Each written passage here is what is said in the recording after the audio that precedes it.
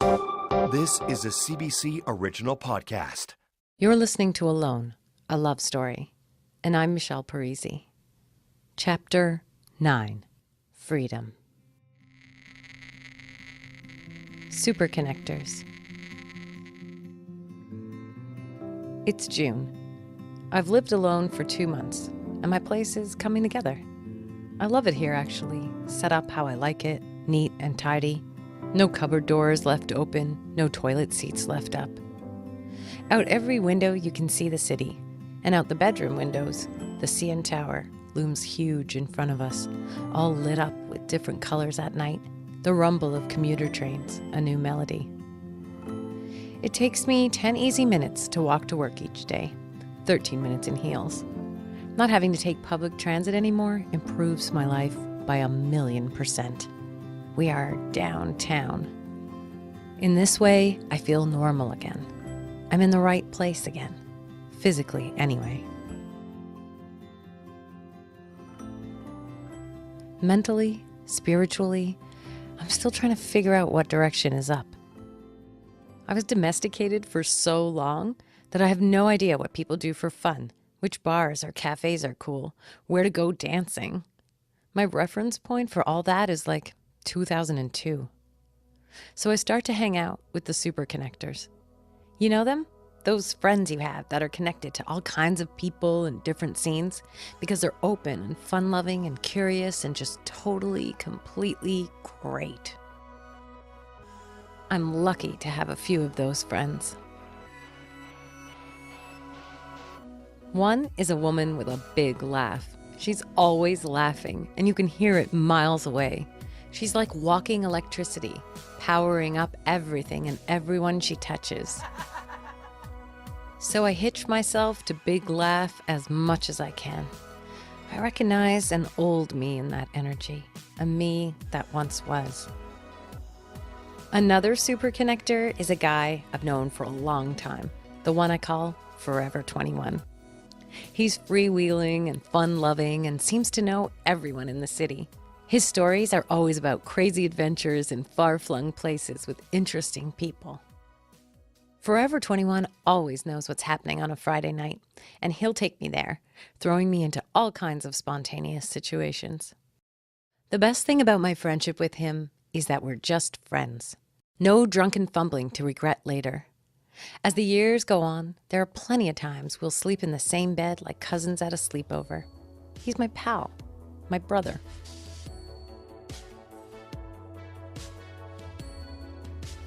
In these early days of June, the weather is already really hot. One Saturday afternoon, Forever 21 texts me saying he knows a bunch of people that are going to hang out in the park. So let's go! We hop on our bikes, stopping at the beer store on the way. Then we sit in the park with a collection of people I've never met. We drink, we talk, we throw a frisbee around, we smoke and eat and drink some more. All day.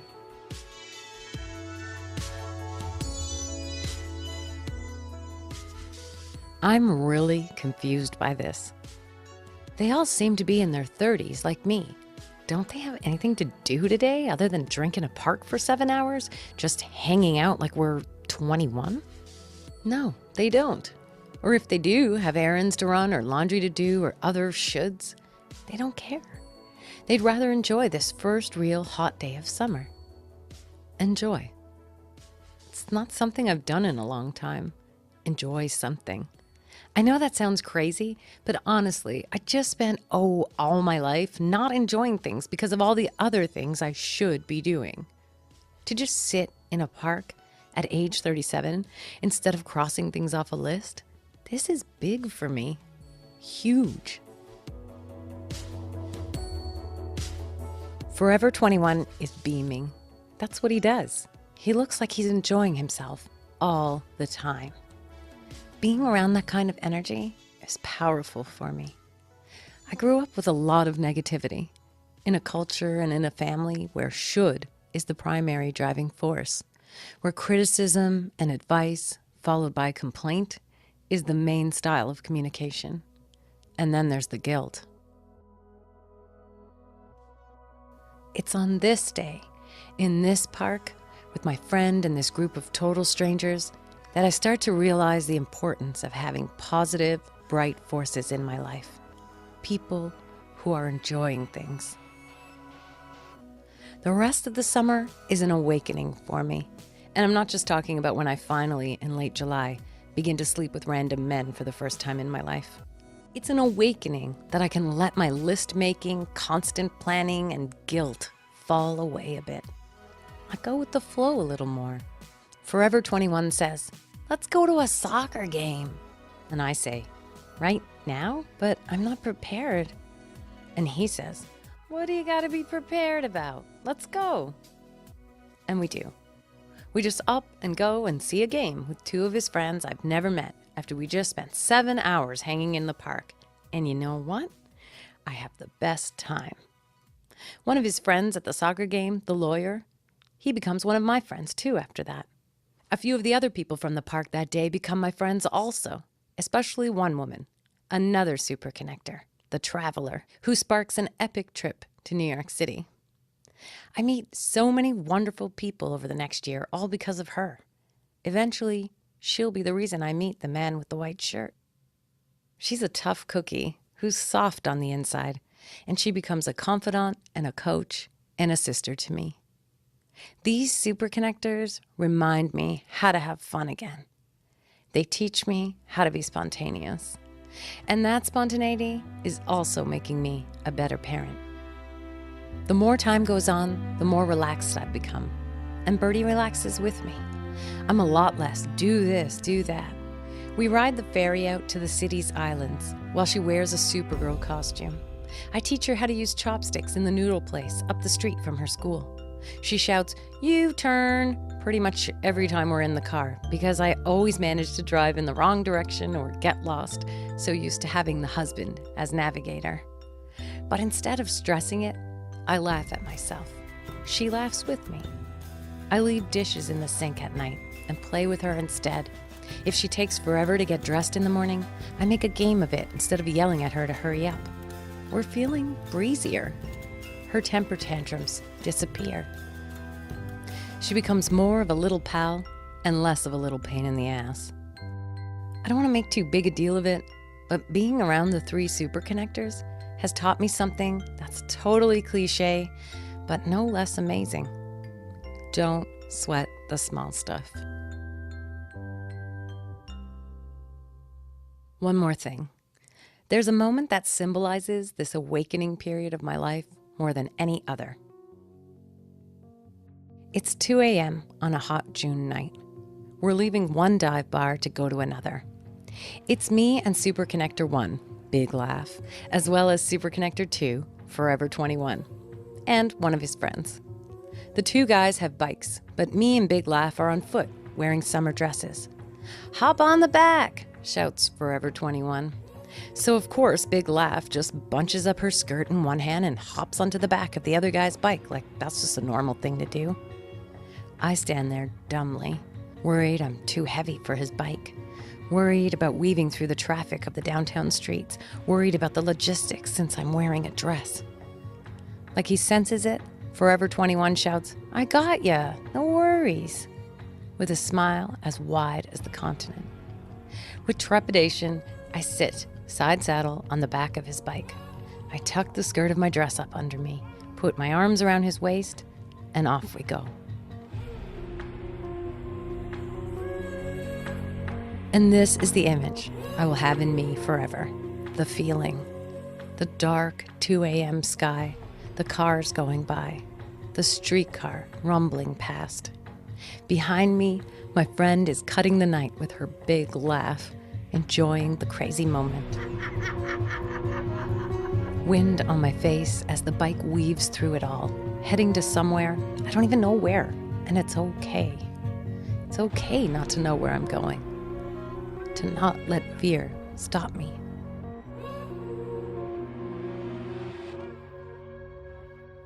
Still, sometimes I miss seeing a man's razor nestled in beside my toothbrush.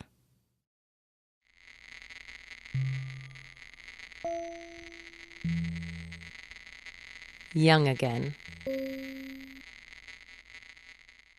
When you have a kid, this thing happens where you start making friends with other people who have kids. Being a parent is the common denominator. Your single friends become these frivolous people who talk about completely abstract things like dancing in a bar until 4 a.m. or all of the movies they've seen in movie theaters. And they always seem to be complaining about how tired they are. To them, you've become a boring shell of the friend they once knew. A parent zombie who posts 300 identical photos of your baby on Facebook and pushes a ridiculously huge and unnecessary stroller around and talks about the cutest thing your kid said for like a half hour. And this is why the natural progression of domestic life is to allow your closest single friends to fall away, while you quickly make friends with people who know the real meaning of being tired. People as boring as you. People with kids. Now that I'm single, the strangest thing has happened. Although I'm still a mom, I'm only on-duty mom for half the week. The other half, it's like I'm 25 again. Part-time parent, part-time partier. Most of the new friends I'm making, the people I spend my spare time with, are other single women. Oh, you had your soul ripped out by the love of your life? Me too. Let's drink and work on each other's online dating profiles. I also hang out with a bunch of single men. We all trade stories and advice, commiserate, drink. A group of us went to New York City together and stayed in a tiny East Village apartment. We slept a combined total of 7 hours over 3 nights. Went to amazing restaurants, art exhibits, plays, bar after bar after bar.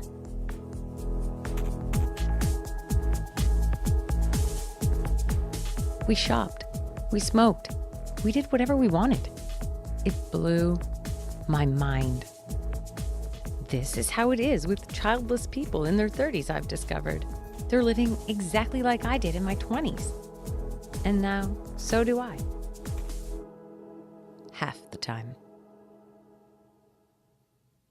The other half of the time, I'm with our old friends, with their intact marriages and multiple children. And I'm the single one with my only child. My parents' generation had a word for women like me. Divorcee. Whatever you call me, I feel like an outcast now. A fifth wheel. I'm a pity party, table for one. Everything in this scenario is familiar. Here we are in my friend's house, just up the street from where we once lived. It's that one there, the one with the red door. We were a family there once. Now I'm a divorcee over here. Don't look at me too long, you'll turn to salt. The kids are going wild, running all around the house. The adults talking and laughing in the kitchen. Wait though, something's missing. What feels different? Oh yes, the husband. The ex-husband. He would have been here. He should be here. Instead, it's like one of those games at the back of an old magazine. Circle what's missing. I overhear the kids in the other room. Where's your dad? And Bertie's voice, so tough, yet nonchalant. Oh, I don't know. At home, I guess? The kid, unsatisfied with her response, comes to me and asks, where is he? I answer honestly, I don't know. And my heart sinks into the ground.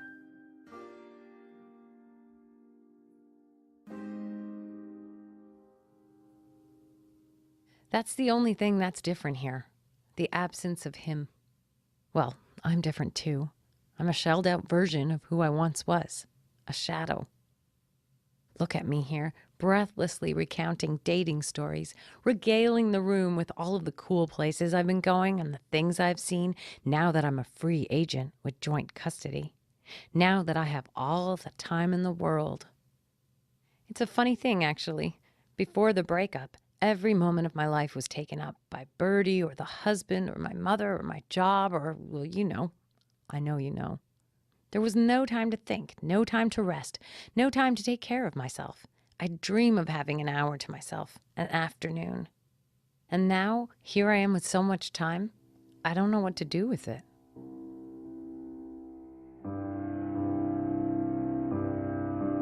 You can only drink so much. You can only sleep with so many men. And that only fills the time between 11 p.m. and 5 a.m., usually. Don't get me wrong. It's been an incredibly liberating experience, this new phase of my life I never wanted. For the most part, the guys are good looking and oh so young with hard bodies and lovely faces. They have energy. They're generous. They haven't had a chance to be bitter yet. I never give them the chance. My bed smells wonderful for a day or two after they leave. I inhale the pillows like a schoolgirl wearing a boy's sweater for the first time. The smell of a man is something I miss a lot, so I appreciate the lingering of it for as long as I can. Thanks to the husband, I'm young again.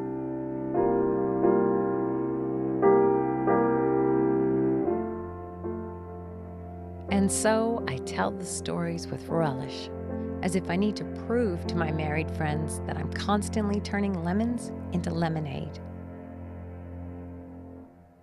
Sometimes I am, don't get me wrong, but here, with this familiar crowd, I feel like even the best of my new experiences are still just more lemons. It feels like there's nothing sweet about the life I've constructed in the fallout of my marriage, not compared to their lives. All I feel here is partnerless and glaringly alone.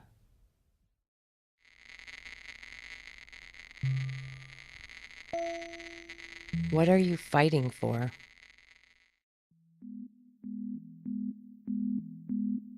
One after another, people start telling me how they found out their fathers cheated on their mothers. One of my friends was 14 when she found out, but she wishes her mom would have waited until she was older and mature enough to handle it. At that age, she felt like she didn't have the tools to process it properly. She says it fucked her up about men and trust and love. Another cool young woman I know tells me she knew about her father's affair since the second it happened, when she was 5 years old. She's relaxed about it. Sure, it made her think differently about her dad, but she loves him and they've always had a good relationship. And then there's my friend with her mom's name tattooed on her arm.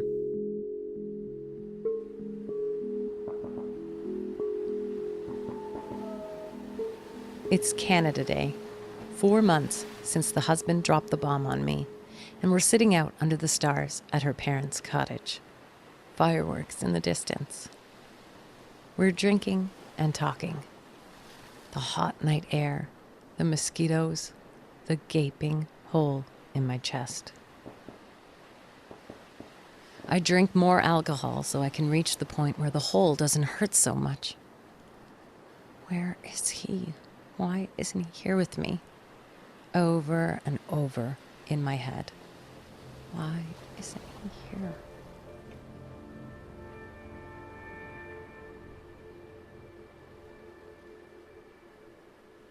I tell my friend that a week ago, the husband came to my place late at night, unannounced. He asked me if I wanted to go see a marriage counselor for what he called a possible reconciliation. Possible reconciliation.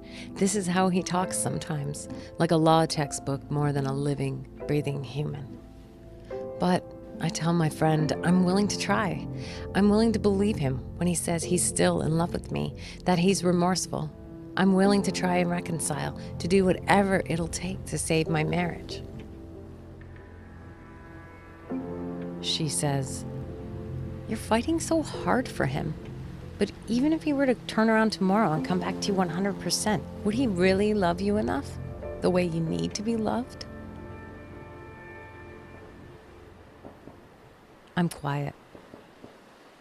This is a real fucking question I haven't considered, but I'm considering it now, here, Wasaga Beach, 1st of July.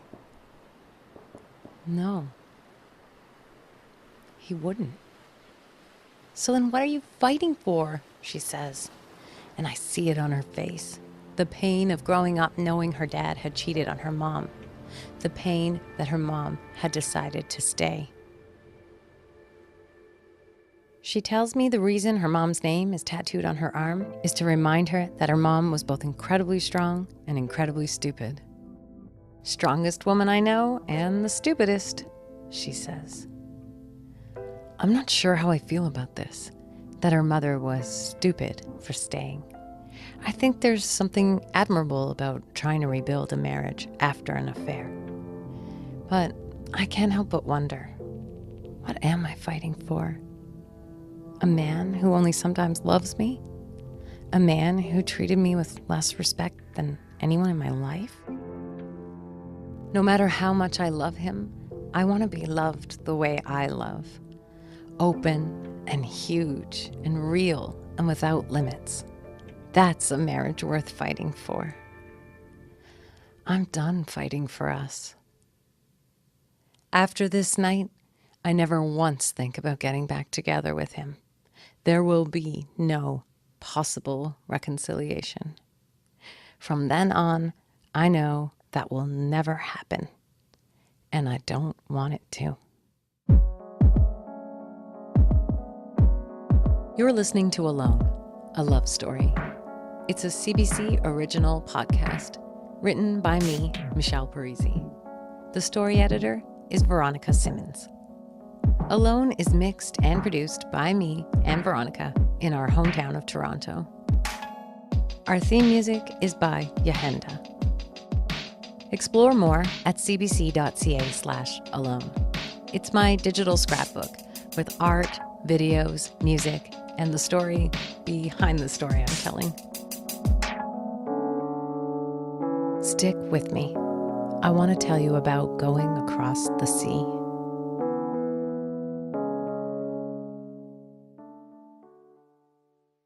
For more CBC podcasts, go to cbc.ca/podcasts.